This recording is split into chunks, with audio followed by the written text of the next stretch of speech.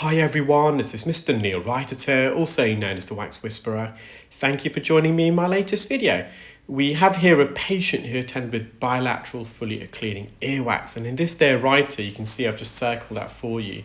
They also have what I believe is a skin tag.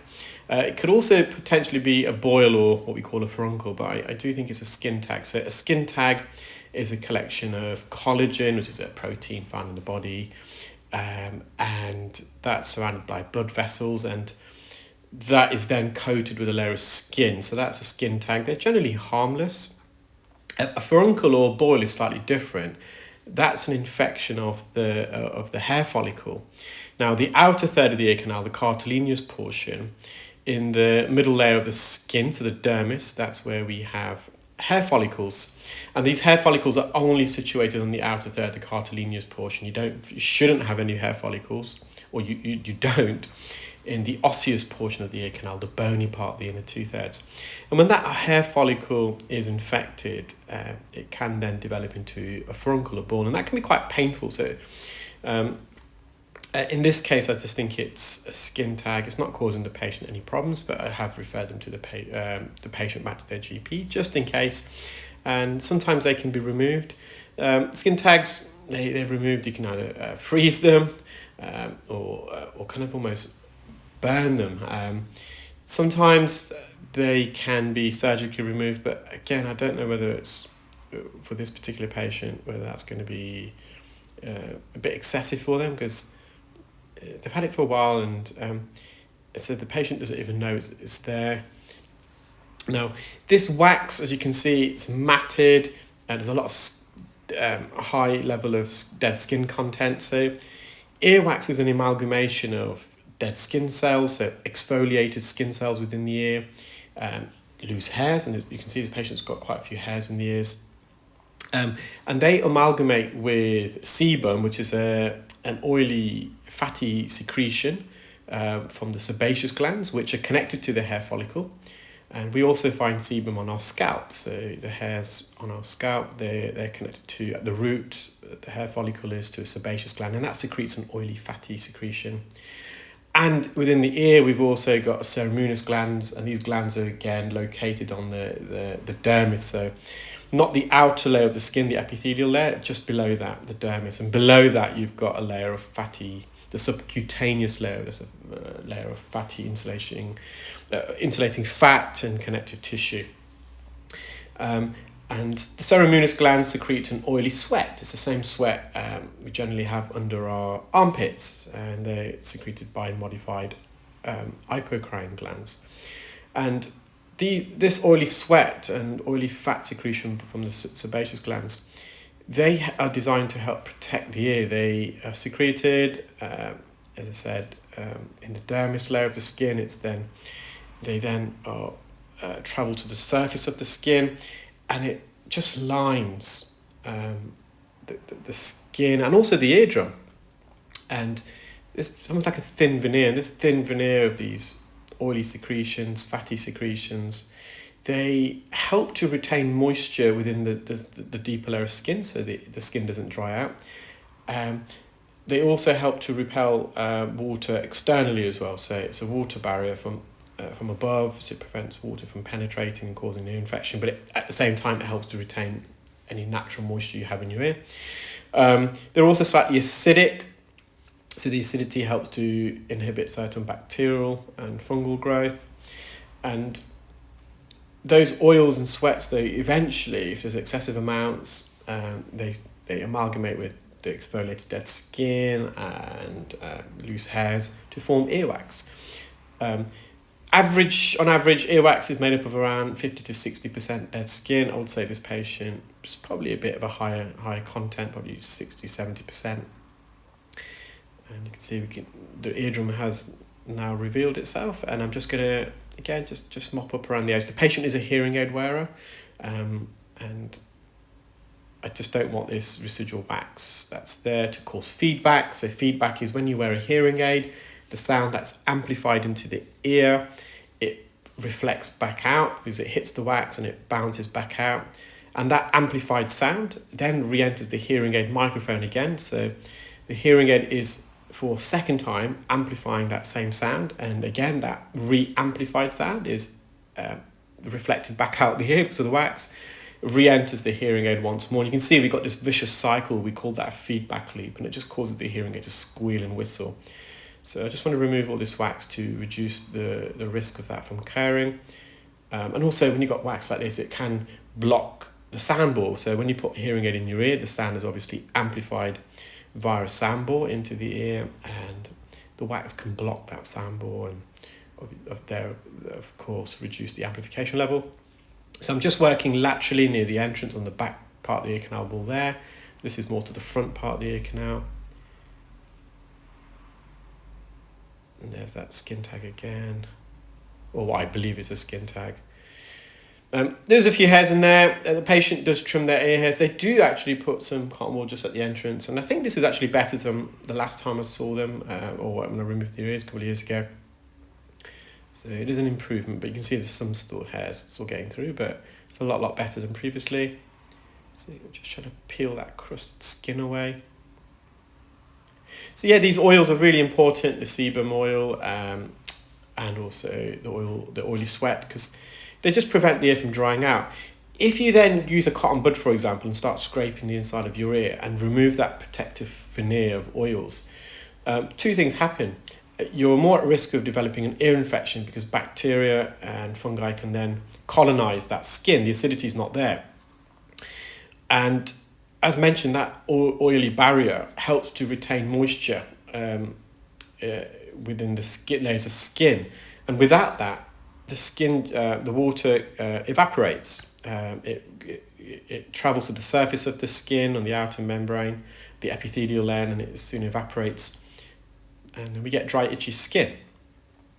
So even if you're using a cotton bud delicately and you're just kind of lining it inside, swirling it around the entrance of your ear, I know it might feel good. I think a lot of people use it for that reason.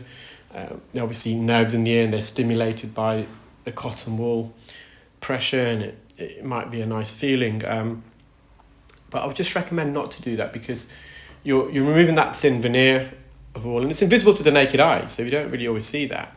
You're also damaging that epithelial layer of skin. So these skin cells that are at the surface, they're actually dying skin cells, or if they're not dying, they're already dead skin cells. And again, they provide a physical defense barrier to the deeper layers of skin. And they contain keratin. So keratin is a protein also found in our nails and hairs. And protein does have a lot of health benefits. It's hydrophobic, it helps to repel water, it helps to reflect harmful UV rays. So we want a bit of keratin in there to help protect the skin in the ear. So you can see again this wax and dead skin, it's quite impacted, and I presume that's mainly not because the patient's using cotton buds, because they definitely don't use cotton buds.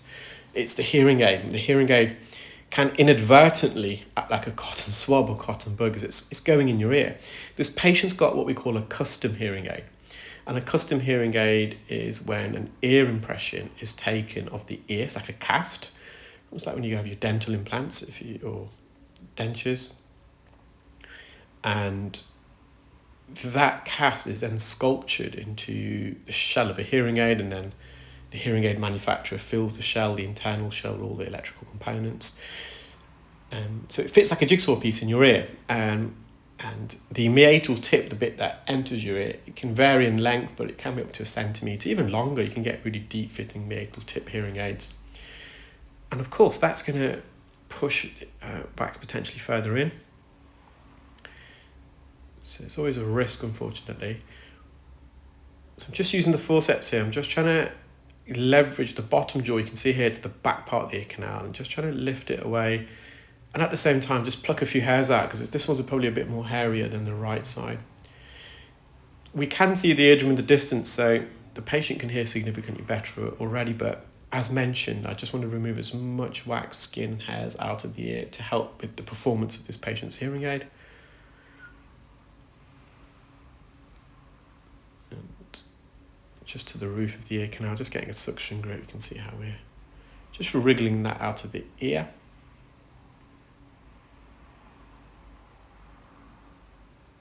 So these hairs, I would say they're probably a bit more quantity of hairs in this patient's ear than the norm. As you get, so older men generally get more hairs in the ear, in the nostril as well, around the ears. It's a strange paradox. As we get older, men get bald, the crown and temple regions, but it doesn't stop hair growing in other parts of the body. And, other functions of this hair. So not only does this hairs help to secrete this sebaceous gland oil sebum, but they also help to filtrate the air. So, for example, if you're in a dusty environment, any dust that may enter your ear, they get trapped by these hair strands. Of course, if you've got excessive hair, it may prevent the natural migration of wax because the wax gets matted. So it's pros and cons. Everything in moderation is good. I believe, a big believer in that.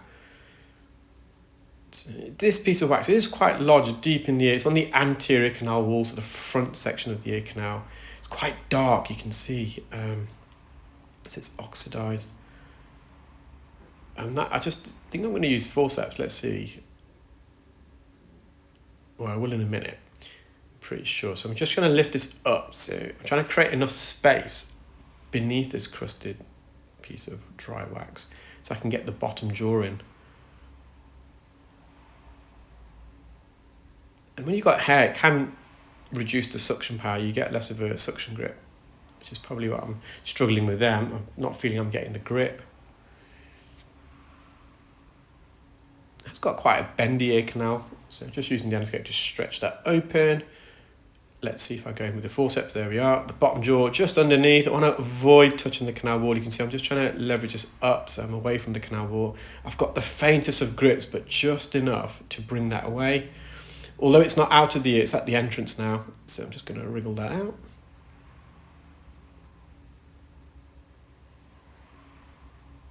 Still got some crusted wax on the periphery.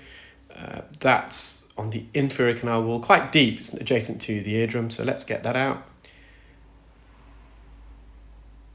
That came away without much resistance. It's just at this entrance, this canal entrance is quite narrow. So another thing, as we get older, the cartilage weakens, and as I mentioned, the outer third of the ear canal is made up of cartilage, so it can cause the canal to kind of collapse. Also, one part of the cartilage, the posterior canal wall, it can overgrow. And when it overgrows, it can, again, just fall over slightly. Also, the cartilage at the tip of our nose, that has a tendency as we get older to potentially to droop because of gravity. So we just remove that wax further down now. This patient, when you enter the ear, you can see there's quite a lot of wax and skin there. That wasn't really, it's more than I initially anticipated. And this patient, as you enter the ear, they've got a valley, a little dip, and that's collected with all these hairs, all this wax and dead skin, and it's lodged, and it's really dry. So I think, if memory serves me correct, when I was removing this, I actually wasn't sitting on my ENT stool. I got up from my stool and I was standing, and I was looking downwards into the ear canal to get access to this region. And you can see that skin to the right hand side that I've just removed. There's quite a thick layer of skin, that white layer of skin just to the right of that plug. I managed to loosen it. I'm going to just wriggle this out of the ear. And it's a lot larger than I expected. I'm just having a quick nosy around just to make sure there's no large pieces.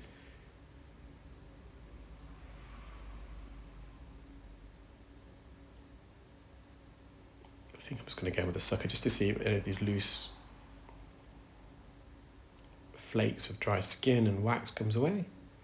Well, I hope you enjoyed that video, guys. Do stay tuned. I've got loads more videos to upload in due course. Take care. Bye.